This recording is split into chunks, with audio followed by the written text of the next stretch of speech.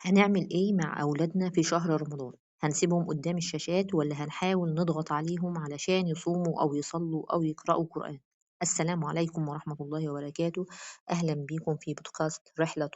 في رمضان. تقريبًا الموضوع ده شاغل معظم البيوت المصرية، إزاي أعلّم أولادي يستغلوا الشهر الكريم؟ الشهر ده فعلًا محتاجين نزرع في قلوب أولادنا حاجة تفضل معاهم طول العمر. طيب أول حاجة لازم نعرفها إن رمضان مش شهر أوامر، بدل ما أقول لأولادي يلا قوموا صلوا يلا قوموا اقرأوا قرآن، أحاول أخلق جو في البيت أخليهم من نفسهم يعملوا كده،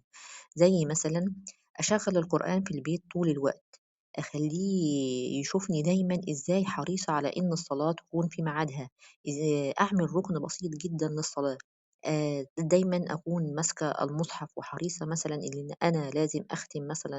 المصحف في رمضان، أخلّيه يحس إن شهر رمضان ده حدث مهم جدًا ما ينفعش يضيّعه، قبل ما أقول له صوم أفهّمه ببساطة إحنا ليه بنصوم، مش لازم خطبة طويلة عن الصيام، لأ أساعده مثلًا يعمل جدول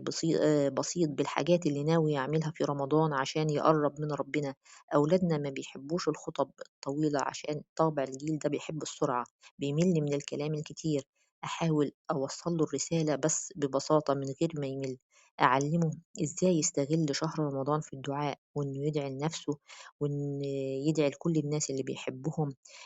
وأعلّمه إنه الدعاء ده عبادة مهمة من العبادات الموجودة في شهر رمضان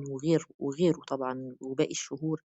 وحذاري حذاري من العصبية في رمضان علشان شهر رمضان ما يتحولش لشهر توتر، أولادِك يخافوا منِّك فيه ويربطوه دايمًا إن أنتِ أخلاقِك بتكون فعلًا ضيّقة بسبب وقفتِك